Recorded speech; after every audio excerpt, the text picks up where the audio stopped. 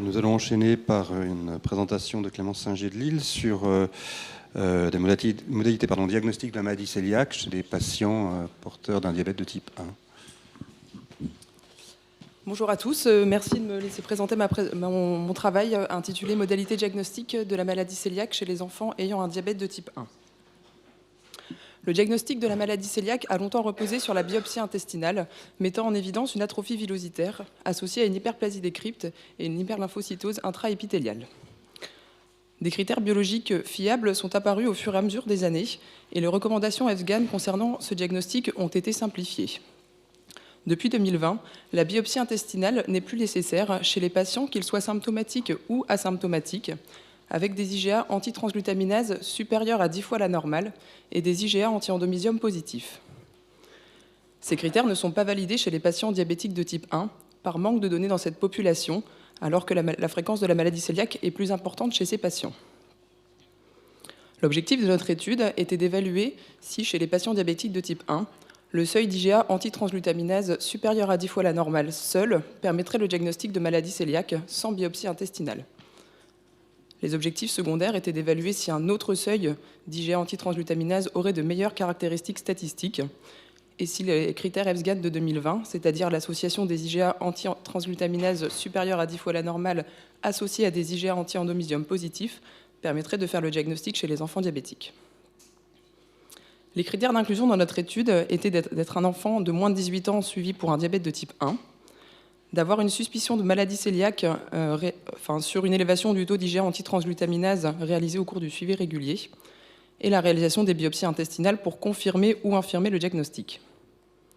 Les critères de non-inclusion étaient d'avoir un diagnostic de maladie cœliaque précédant celui du diabète de type 1 ou d'avoir un déficit en immunoglobuline A total. On a donc réalisé une étude de cohorte rétrospective et multicentrique dans 12 centres hospitaliers des Hauts-de-France et de Normandie. Les accords de la CNIL et du comité d'éthique du groupe francophone ont été obtenus. Pour réaliser cette étude, nous avons recherché les enfants diabétiques de type 1 qui ont eu une élévation de leur taux d'IgA antitransglutaminase au cours de leur suivi, ainsi que des biopsies intestinales pour confirmer ou infirmer le diagnostic, et nous avons noté le dosage d'IgA anti-endomysium si celui-ci avait été réalisé. Il y avait donc 82 patients qui étaient incluables initialement. 19 ont été exclus pour les raisons notées ici. On avait donc au final 63 patients inclus et 69 biopsies analysées. 40 sont revenus positifs et parmi ces 40 patients, 30 avaient un dosage d'IgA antitransglutaminase supérieur à 10 fois la normale. Sur les 29 patients qui avaient une biopsie négative, 23 avaient un dosage d'IgA antitransglutaminase inférieur à 10 fois la normale. Lorsqu'on compare les taux d'IgA antitransglutaminase chez les patients qui avaient des biopsies positives ou négatives, on remarque qu'ils sont significativement plus élevés chez les patients qui avaient des biopsies positives confirmant le diagnostic.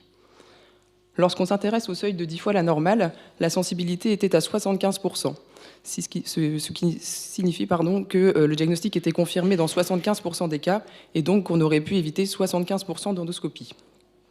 La spécificité était à 79%, ce qui signifie qu'on avait donc 20% de faux positifs et donc un diagnostic de maladie cœliaque erroné et un régime sans gluten non justifié chez un enfant sur 5. Lorsqu'on regarde le calcul du meilleur seuil selon la courbe ROC, le seuil le plus discriminant aurait été à 9,2 fois la normale. Pour cela, la sensibilité est augmentée à 83%, mais la spécificité est diminuée à 76%, ce qui entraîne une augmentation du nombre de faux positifs. Lorsqu'on s'intéresse à l'apport des IgA anti-endomysium en plus des IgA antitransglutaminase, il y avait seulement 21 patients qui avaient eu un dosage d'IgA anti-endomysium dans notre étude, mais sur les 30 qui avaient une biopsie positive, 17 avaient des IgA anti-endomysium positifs et un seul un taux négatif. Par contre, sur les 6 qui avaient une biopsie négative, 3 avaient des IgA anti-endomysium positifs et aucun n'avait de taux négatif. Si on ajoutait donc ce dosage d'IgA anti-endomysium en plus des IgA antitransglutaminase, la sensibilité serait augmentée à 94%, mais le nombre de patients était trop faible et les analyses statistiques n'ont pas pu être réalisées.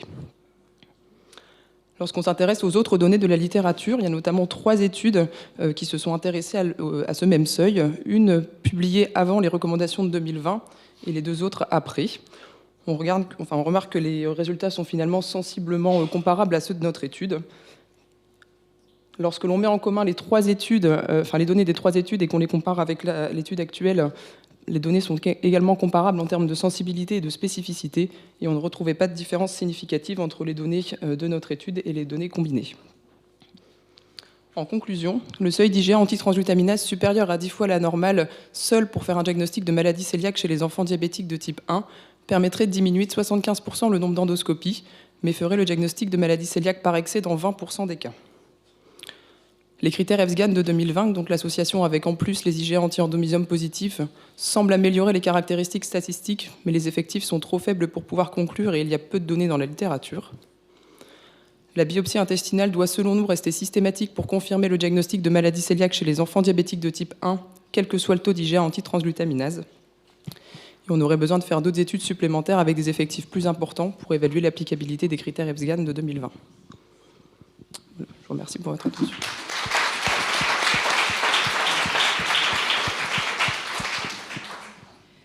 Merci beaucoup. Alexandre?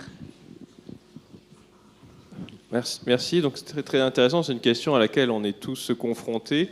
Alors j'ai une remarque globale, mais comme ce que vous dites, ce qui est intéressant, c'est qu'effectivement, moi je suis comme vous, je pense que quand on dit à quelqu'un qui n'est pas malade, enfin qui a demandé rien à personne, vous allez faire un régime sans gluten à vie, il faut qu'on soit vraiment sûr de notre coût. Et alors à quel seuil vous mettriez une sensibilité si on devait définir qu'on ne ferait plus les biopsies chez les diabétiques? C'est difficile à évaluer. Après, moi, je pense qu'en effet, si j'avais un diabète de type 1 et qu'on m'imposait un régime sans gluten, si on n'est pas sûr, ça m'embêterait un petit peu d'avoir un régime en plus sans une certitude diagnostique. Donc, j'ai pas forcément de chiffres, mais pour moi, il faudrait au moins 95%. Enfin, mais après, on peut pas évaluer, quoi. Enfin, non, parce que aussi, je ne comprends pas pourquoi vous avez fait une courbe ROC. Oui. Puisque dans ce cas, en fait, on sait qu'on veut une sensibilité quasiment, une spécificité quasiment parfaite. Et alors, par contre, c'est une réflexion.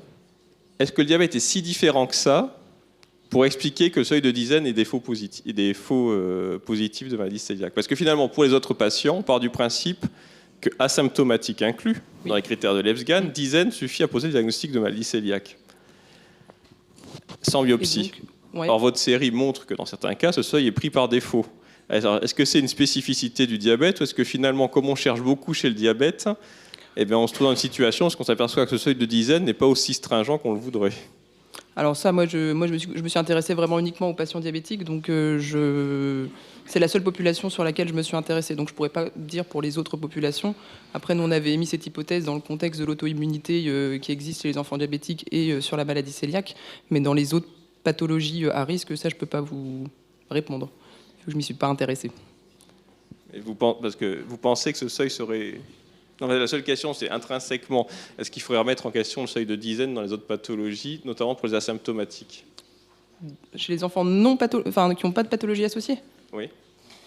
Alors ça, moi, sur mon étude, je ne m'y intéresse pas encore une fois. Après, c'est les critères EFSGAN de 2020 qui ont été publiés et qui validaient ce diagnostic pour ce seuil-là. Donc, mais moi, je ne me suis pas intéressée à la population hors diabète, quoi. D'accord, merci. Dominique ? Merci beaucoup. Est-ce que vous savez le délai entre la découverte... est-ce que les anticorps antitransglutaminase, dès qu'ils étaient positifs, pour ceux qui ont eu des biopsies, la biopsie a été faite, ou est-ce qu'on a attendu plusieurs dosages, puisqu'on sait que la première année, ils peuvent disparaître? Est-ce que vous savez combien... Souvent, c'était sur la première année qu'il y avait eu les explorations complémentaires, parce que oui, en effet, en général, alors c'était jamais sur le premier bilan initial, parce que souvent les taux sont très élevés à ce moment-là, donc en général on les recontrôle, mais souvent, sur l'étude sur les patients que j'avais inclus, c'était quand même plus fréquemment sur la première année que le diagnostic avait été évoqué et que du coup la biopsie avait été faite. Pas au-delà d'1 an? Si, il y en avait au-delà, mais les enfants qui étaient diagnostiqués cœliaques, c'était plus fréquemment sur la première année. Mais moi, j'avais fait sur j'avais pas de... c'est pas juste sur la première année que j'ai regardé mes patients. Moi, il n'y avait pas de limite de suivi, en fait. Mais en tout cas, ils étaient plus fréquemment diagnostiqués cœliaques sur la première année. Et une dernière question, Karim? Oui. Très beau travail, je suis là. Pardon. Est-ce que vous avez tenu compte des symptômes décrits par vos malades au diagnostic? En d'autres termes, en ajoutant des symptômes tels que, et qui au départ on dit souvent qu'ils sont asymptomatiques, mais on se retrouve souvent avec des petits troubles de l'émail dentaire, des douleurs abdominales, des petites anémies comme ça. Si vous avez inclus ces petits symptômes-là, est-ce que la sensibilité et la spécificité auraient été améliorées? Ça, je ne l'ai pas fait. Je n'ai pas calculé la sensibilité en fonction de la symptomatologie. Je suis vraiment partie juste sur le dosage à 10 fois la normale. Après, sur les caractéristiques initiales, j'avais relevé la symptomatologie présentée et on n'avait pas de différence significative entre le groupe cœliaque et non cœliaque en termes de symptomatologie. Merci beaucoup.